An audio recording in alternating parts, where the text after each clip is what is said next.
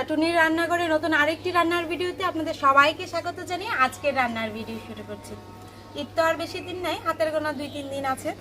তো আজকে ঈদ স্পেশাল একটা রান্না হবে, ভাজা মশলায় কাতলা কালিয়া। এই যে কাতলা মাছের আমি গাদার টুকরা নিছি, এই গাদার টুকরা দিয়েই আজকে কাতলা কালিয়াটা তৈরি করব ভাজা মশলা দিয়ে। প্রথমে আমি মাছটাকে কিছু মশলা দিয়ে একটু মাইখা রেখা দিব। মাছে দিয়ে দিতেছি লবণ, তারপর দিয়ে দিতেছি হলুদের গুঁড়া, মরিচের গুঁড়া, তারপর দিয়ে দিব লেবুর রস, লেবু না, এই যে একটু লেবুর রস দিয়ে নেব। অনেকে আছে কিন্তু কাতলা মাছের গন্ধটা ভাল লাগে না, যদি আমরা একটু লেবু দিয়ে মাইখা নিই তাহলে আর কাতলা মাছের গন্ধ থাকে না। মাছ এখন ভালোভাবে লবণ হলুদ মরিচের গুঁড়া দিয়া মাইখা নেব।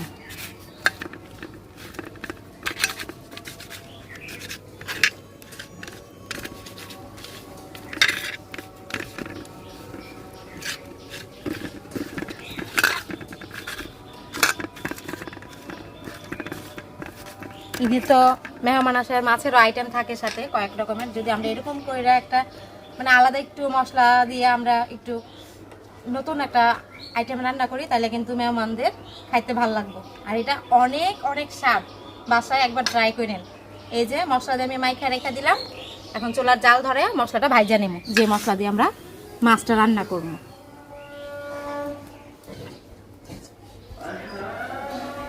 কড়াই গরম হয়ে গেছে, কড়াই দিয়ে দিব এখন তেল।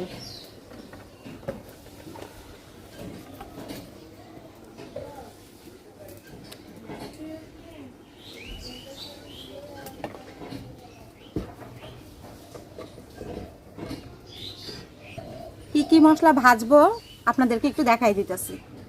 বাদাম, এটা কিন্তু কাঁচা বাদাম, ভাজা না, চীনা বাদাম যেটা, এটা বাদাম, নারকেল কোড়া, পেঁয়াজ কুচি, রসুন, আদা আর চারমগজ, এগুলা সব ভাজা নেব। প্রথমে কড়াইয়ে দিয়ে দিব বাদাম,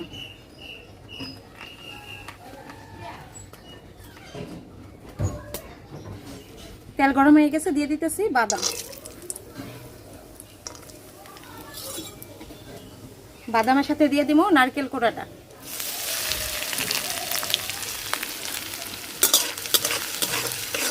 দিয়ে এগুলো একটু হালকা ভাজা নিলাম। নারকেল কোড়া থেকে কিন্তু দারুণ একটা গন্ধ বাইরেছে। এখন বাকি মশলাগুলো দিয়ে দেবো, পেঁয়াজ রসুন আদা চারমগজ সব দিয়ে দেবো।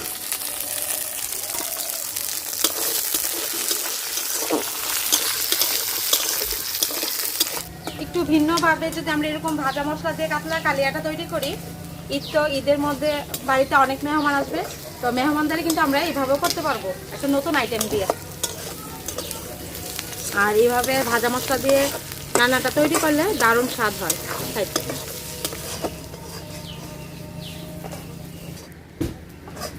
এই যে মশলাটা ঠিক এরকম করে ভাজে নিছি, বেশি কড়া ভাজা যেত না, তাইলে কিন্তু আবার ভাল লাগতো না খাইতে। এই যে এরকম করে ভাজা নিলাম, এখন তেল থেকে ছাইকা তুলে নিব।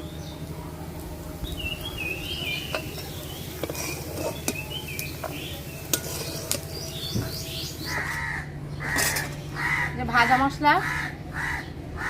মশলা ভাজা হয়ে গেছে, এখন মশলা ভাজার তেলে আর একটু তেল দিয়ে নিব, এই তেলে মাছ ভাজবো।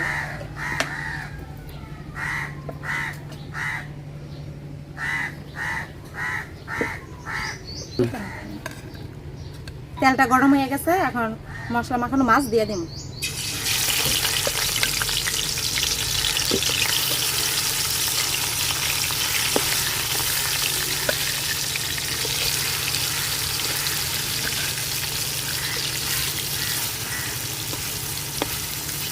মাছটা ভাজা হোক, এখন ভাজা মশলাটা বাইটা নেব।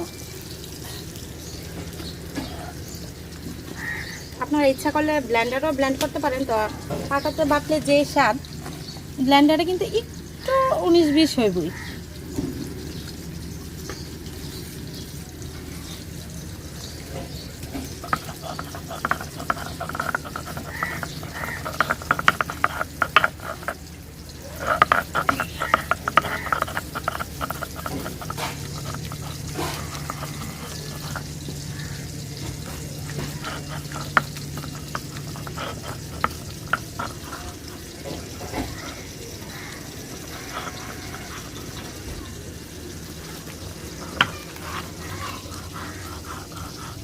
মশলা বাটা হয়ে গেছে, তুলে নিন।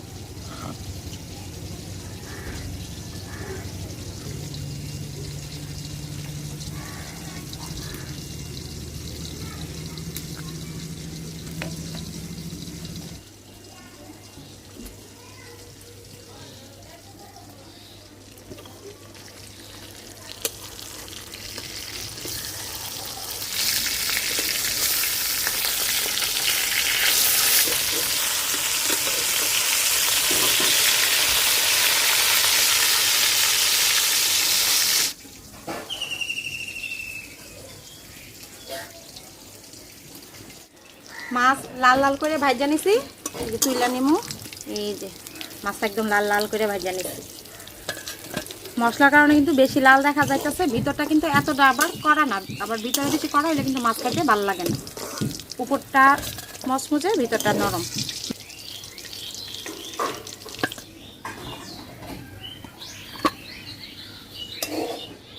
মাছ ভাজার তেলেই আমি ফোড়ন দিয়ে দেবো। ফোড়ন বলতে কিন্তু আমি এখানে অন্য কোনো মশলা ফোড়ন দিব না, যে ভাজা মশলাটা বাড়ছি এই বাটা মশলাটাই দিয়ে দিব এখন।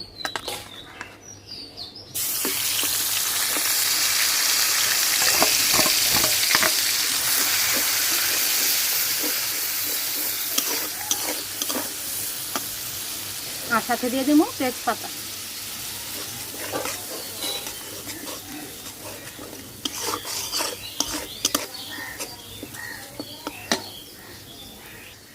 আর এই যে মশলার বাটি ধোয়া জল।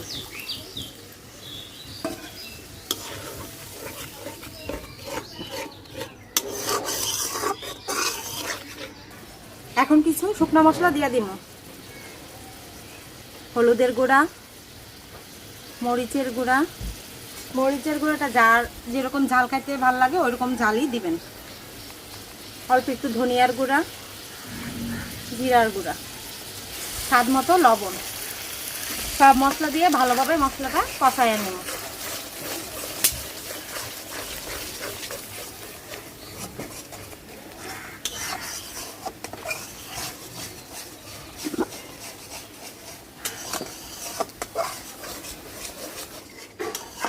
মশলাটা ভালোভাবে কষাই নিয়েছি। এই যে মশলাটা দেখলেই বোঝা যাচ্ছে উপরে তেল ছেড়ে দিচ্ছে মশলা থেকে, মানে মশলাটা কষানো ভালোভাবে হয়ে গেছে।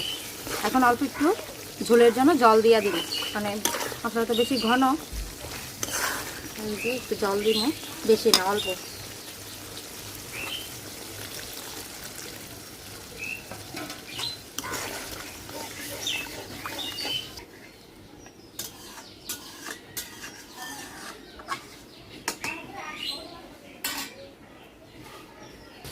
ঝোল ফুইটা গেছে, এখন এই যে ভাজা মাছ ঝোলে দিয়ে দিব।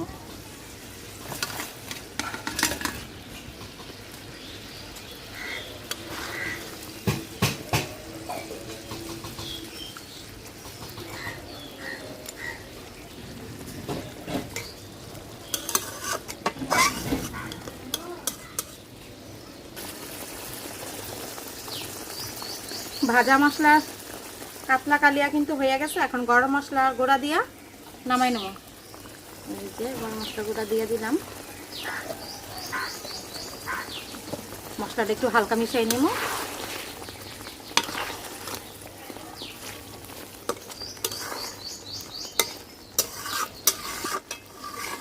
গরম মশলাটা কিন্তু দেওয়ার পর বেশি একটা জাল করা যায় না, তাহলে গন্ধটা ঠিকঠাক থাকে না। গরম মশলা দিয়া একটু মিশাই নিলাম, নামাই নেব এখন। ভাজা মশলা কাতলা কালিয়া।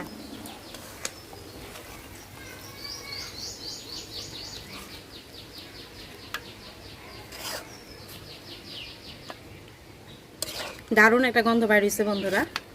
আপনারা বাসায় অবশ্যই এবার ঈদে ট্রাই করবেন। অতিথি আপ্যায়নে।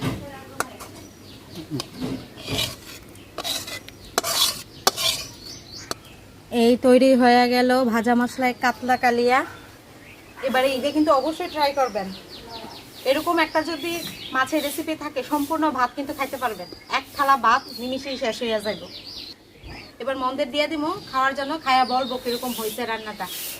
সাথেই থাকুন আপনারা। আমরা বসে গেলাম খাইতে। দুপুরের টাইম হয়ে গেছে, রান্নাও শেষ। এবার দিয়া দেই, বলো খাইয়া কেরম হয়েছে ভাজা মশলায় কাতলা কালিয়া। কি রান্না? ভাজা মশলা। কাতলা কালিয়া। আচ্ছা বাবা, ও ফাইন ফাইন, বাস সাথে লেবু, ভাজা মশলা কাতলা কালিয়া। মাছটি খুব লাল লাল করে ভাজছো।